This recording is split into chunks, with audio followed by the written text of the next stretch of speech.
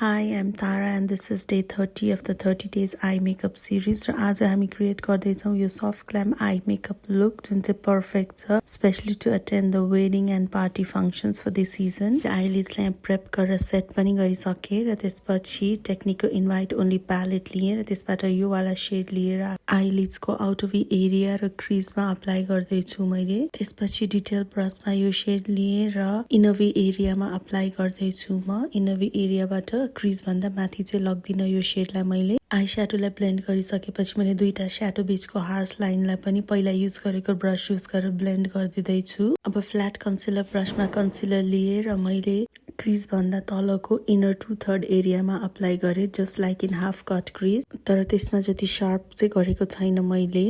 कन्सिलरलाई set गरिसकेपछि मैले flat ब्रसमा चाहिँ अघि देखाएको दुईटा शिमर सेड मिक्स गरेर लिएँ र जुन पार्टमा कन्सिलर हामीले अप्लाई गरेको छौँ त्यो पार्टभरि चाहिँ मैले शिमर सेड अप्लाई गरेको छु। त्यसपछि मैले शिमर सेड र म्याट सेडको बीचको हार्स लाइनलाई पनि एकचोटि ब्लेन्ड गरिदिन्छु।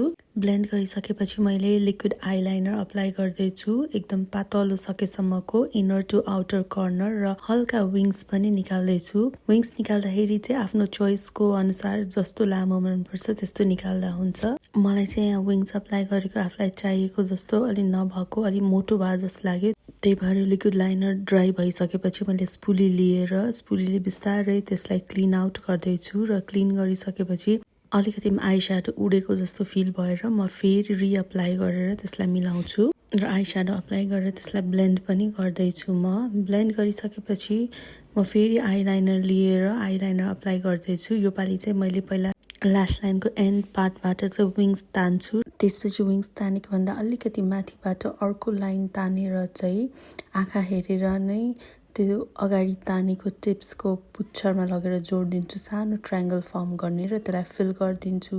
त्यसपछि आँखाको inner to outer corner following the lash line मैले सानो पातलो लाइन तानेर जोडिदिन्छु र यसरी चाहिँ आइलाइनर अप्लाई गर्दैछु।